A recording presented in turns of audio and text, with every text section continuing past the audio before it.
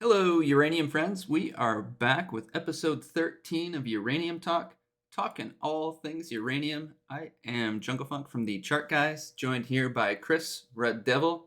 Chris, how the heck are you doing? Joe, I am the heck fine. How are you? I'm doing great. It was another week has gone by, and it was another week that uranium bulls are looking strong across the board. You love to see it.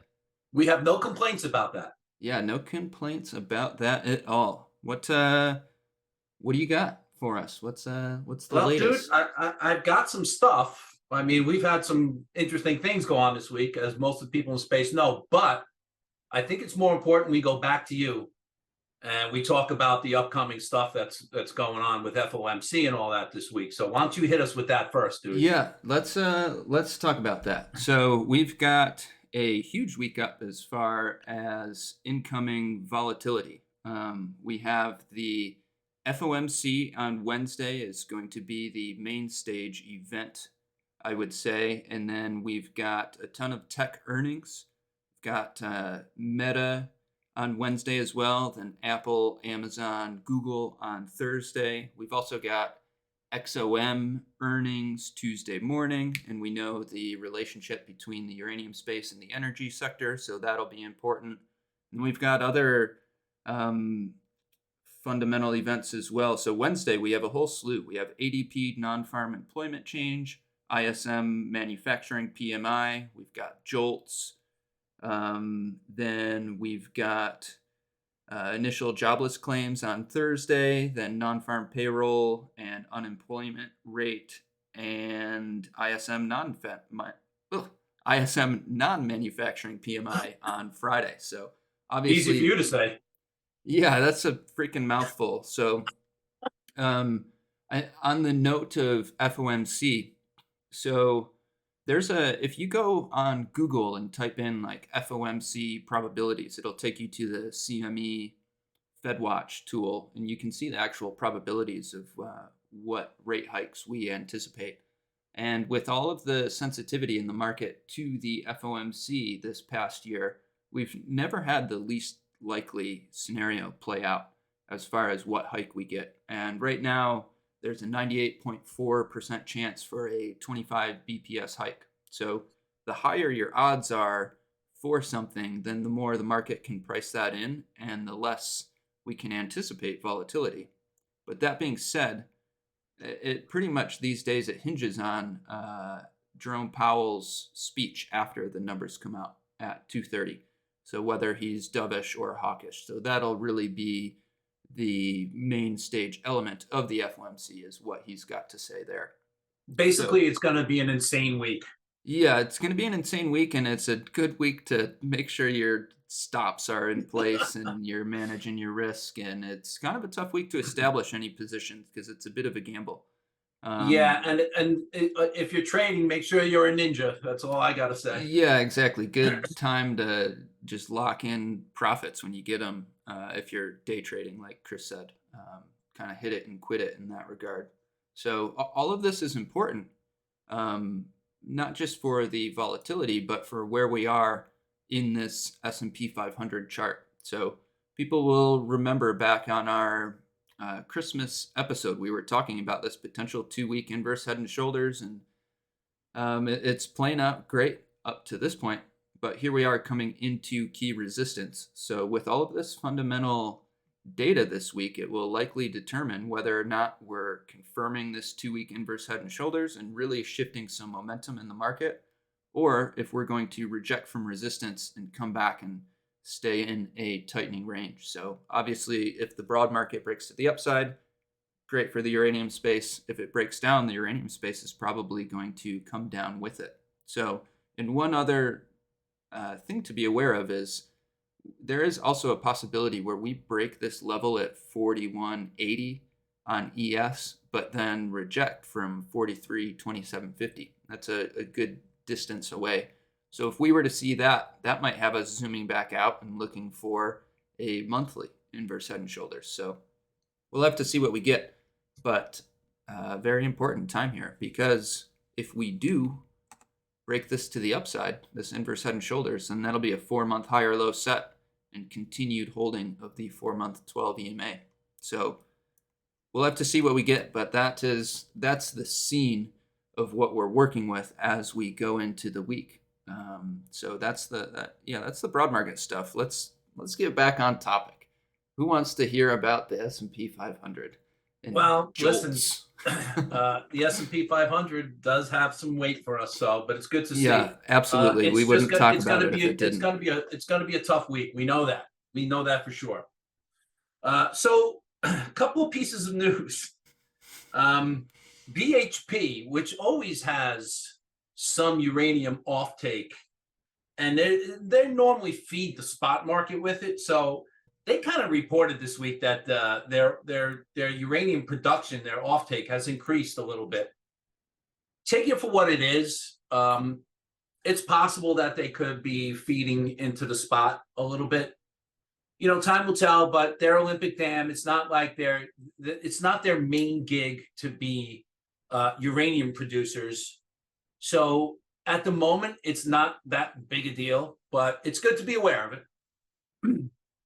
France has introduced a bill to accelerate their nuclear builds. Now, France is one of the leaders in Europe with nuclear power, and they're stepping on the gas a little bit, which is also good to see.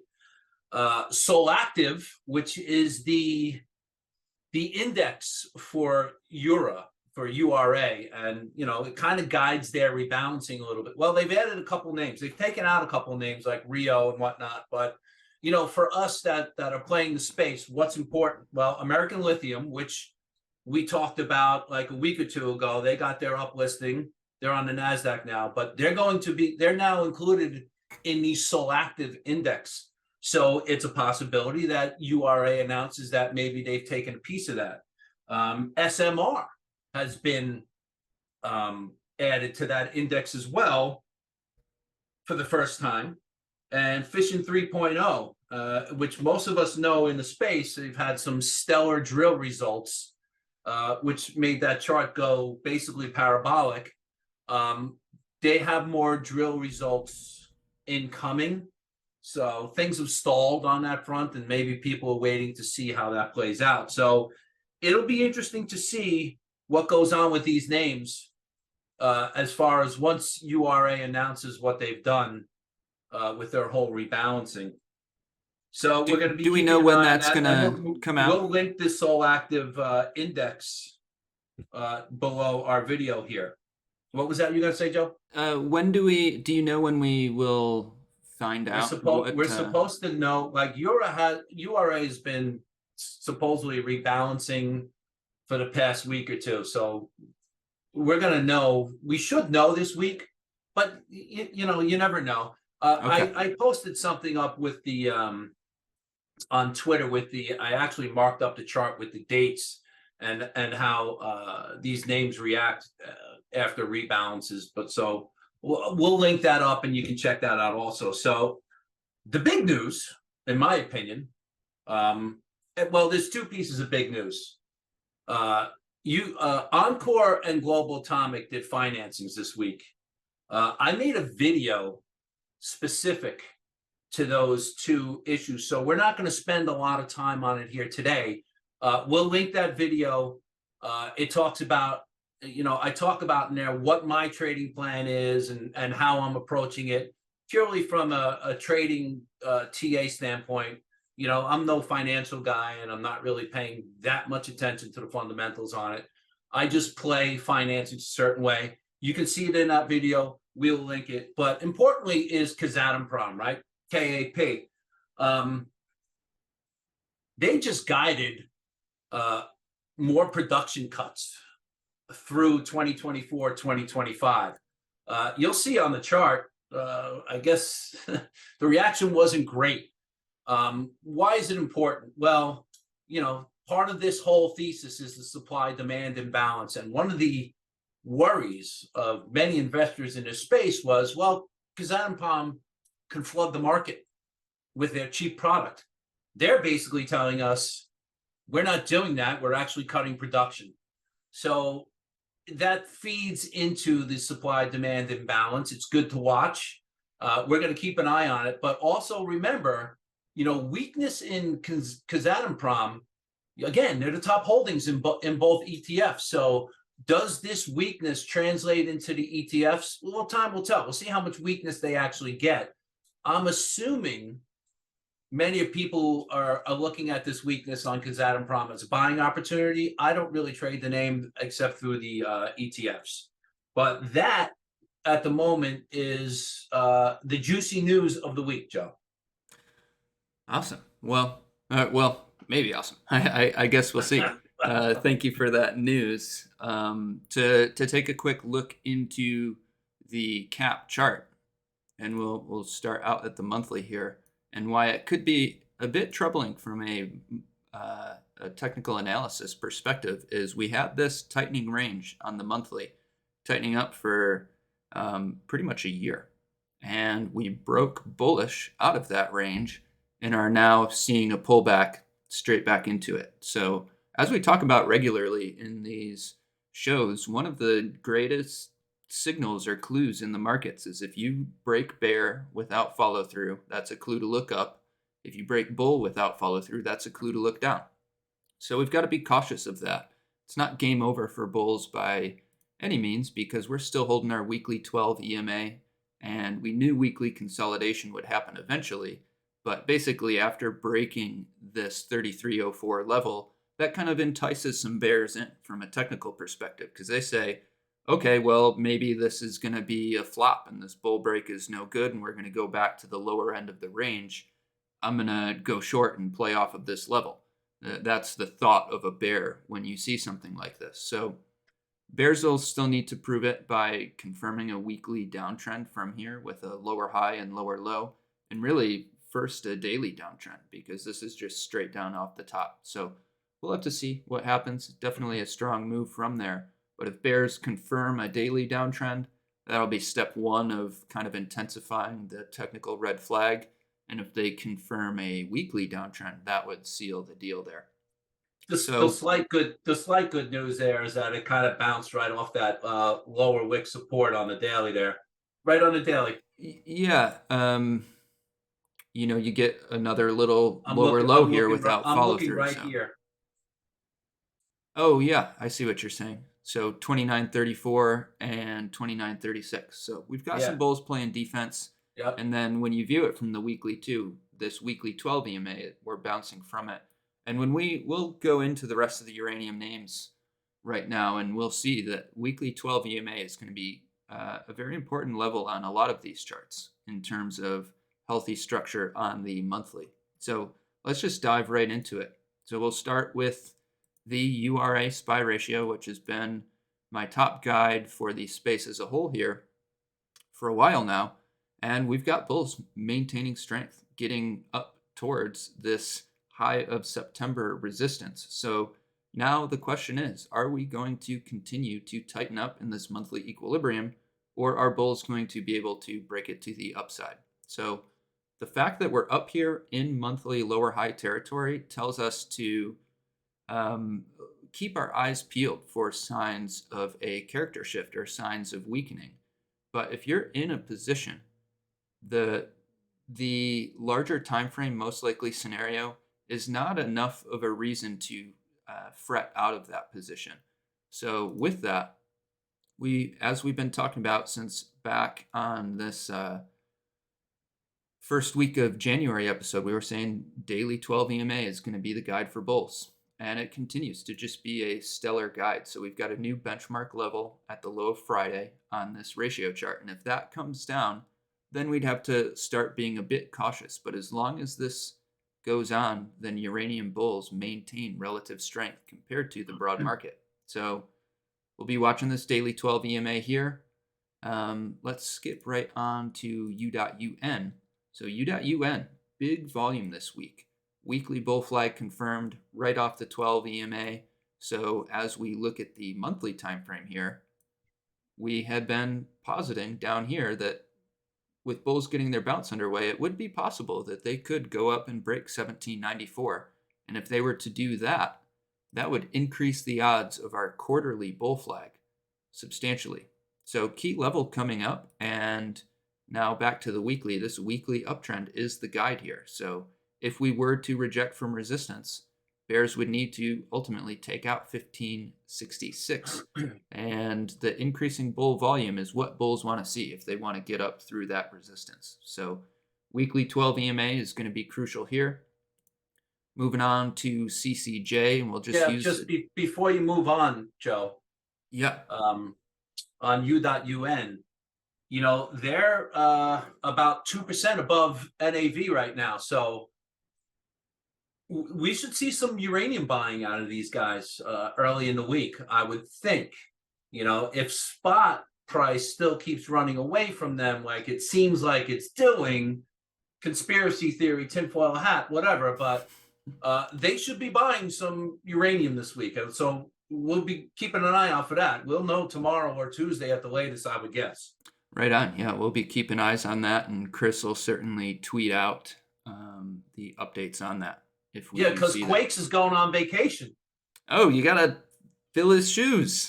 Tough I'm shoes to not gonna fill. his shoes, but it's a problem now. I have to do a little bit more work than I used to do. Oh, Go ahead. I'm all sorry. right, all right. No, yeah, no. Thank you for that. So we'll just move through here quickly because basically, just to talk about the space as a whole, we're still range bound on these monthly charts, and like I said with URA SPY ratio, that doesn't mean to fret out of your positions, but it means to look for any clues of weakness. And right now, we're just not really seeing that in the space. So the daily uptrend is going to continue to be the guide here on CCJ with daily 12 EMA support. And we've got a little dinky higher low here, just by a penny at 2610. So if that were taken out, we'd have weekly consolidation underway. And ultimately, like we were saying, with U.UN and this URA SPY ratio, the weekly 12 EMA is going to be key here. So if bulls hold the weekly 12 EMA, the monthly move remains strong. If they lose it, like they did back here, back here, back here, that's a sign that we'll likely stay range bound. So moving to UEC, looking at the monthly, we are still range bound on the monthly here. So key resistance is going to be 465. And we'll be watching. We're not quite up and over that weekly 12 EMA, but we do have a key weekly higher low support, or I guess it's debatable whether that's a weekly higher low or not because we had a little wiggling around in here, but nonetheless, that monthly chart's getting tight. yeah, it's getting tight, and the question will be, can bulls pop these? They're getting in striking zone, and we know that the space can really turn on the jets, so certainly not ruling out the possibility that they can go through and break resistances, but we'll have to see. Perhaps the daily uptrend is the most clarity on UEC at the moment. So that low of Wednesday, 375, is the key level to hold as we come into these resistances here. NXE, and this is what the space likes to see. So NXE was one of our first major miners to come down off of the top in April, and it had relative weakness, and now we are reconfirming a monthly uptrend with the break of 485. So certainly need to see more follow through from that, but NXE breaking its range bullish increases the odds that the others can do the same. So we'll have to see what we get. The weekly 12 EMA will be key here. And if we were to come down and fall back through that after just breaking this resistance, that would be a little red flag, because what bulls want to see is get up and over this weekly 12 and ride it up a bit. Because if you fall through it, that means monthly consolidation is likely coming. So it's right here in play, and bulls will need to defend this weekly higher low at 436. We can't stress enough with the uranium space. It loves to ride the 12 EMA in a lot of different spots. So yeah, pick your time frame and look at the whatever moving average it is that it's riding, and you can use that as a little bit of a guide. Sorry, yeah, Joe, absolutely. And that really is the name of the game, because it changes. Sometimes it's the 2-day, sometimes it's the daily, but you got to see what's getting action, and then that can be your guide for the shorter time frame, longer time frame, whatever it ends up being. Because like if we go back and look at CCJ, we were riding the monthly 12 EMA for a long time, and then when we lost that, that's when we started to stall out at the highs here. So all time frames, these EMAs can be gangbusters. So UUUU following through on some of its laggard action and within its monthly range. So key or first monthly resistance 797 definitely in play with 824 beyond that. And we'll just be watching this daily uptrend. So low of Wednesday, key support, that is down at 681. And if we were to lose this 12 EMA on the daily, that would be the first sign that perhaps we are going to stay range bound. But to follow up on that UUUU URA ratio chart on the 2-day, we got our laggard action that we were looking for. 2-day 12 EMA resistance, up and over, fish the low, and now we've got the trend change with follow through. So Of course, not before stopping me out. yeah, awful. You should call your broker and file a complaint. Oh man, I knew it too. But whatever, go ahead. I'm sorry. So that's pretty much all I've got. We'll follow up on SMR here real quick because we were talking about it last week, looking for this monthly higher low compared to the 887 level, and with the break of the high of the previous month, that's technically set at this point. So bulls who were looking to play off these lows are now being rewarded with that move there. So kind of a nice example of using your multiple time frame analysis to kind of let you know when to look for signs of change. Yeah, so since you brought up SMR, why don't you give me the chart? Yeah, you got it, sir. Because I took a trade here. I posted it in the room. I believe I got it at 1069, and it might have been actually been on Thursday. And I dropped a stop order in below this level right here, this 1040. Now 1041. All this is for me is a URA rebalance play. So it could just go terribly wrong, and that's why I have my stop pretty tight. And I chunked up on this one. I went medium size. I didn't go big, but I put a nice size position on. So I'm keeping my stop tight. I'm hoping that I get another little move here, and I'm probably going to cut at least half of that position into this resistance and this 200 EMA. So that's where I am at that. My stop is still below 1040. We'll see how Monday goes. I'm going to want to trim because of all the FOMC stuff that's going on, but that's the deal with SMR. Nice. Yeah, and if you trim, if you're in at 1069 and then you trim at 1140, then you get 70 cents marked off your cost basis, and then you have an average of 10, and you can have your stop down below this fresh little weekly support down here, and it'll be free. I mean, if I get that 1040, I'm sorry, 1140, I'd be pretty happy, so and I'm definitely going to do that trim, and that's what'll happen. And I will probably move my stop down on that other half to probably break even, but it's all going to depend on action. So I can't even definitively say if I'm going to be doing that at the moment. I've got to see what the action is for the next day or two. So a couple other trades that I entered into or made some adjustments to was NXC. So again, I posted this in the room too, and I added a little bit more because just the space in general and this little breakout that it's doing, I didn't think it was going to come back down to the bottom of the range. I still have some covered calls sold on this, but the ads are going to be stopped out at 439, just below 439, and that'll be that. So the core will still run. If these ads get picked off, they get picked off. LEU, and I've been in this trade for a while. I've raised my stop to 35.94, so it's going to be just below this area here. Here's your 12 EMA. And interestingly enough, weirdly enough, LEU kind of just follows U.UN a lot, price action wise. So it does. I'll be keeping an eye on U.UN because if it starts to show a little bit of a sign of weakness, maybe that'll be a little bit of a signal for me with LEU. But at the moment, I've raised my stop to 35.94. I believe I posted that in the room as well. URNM.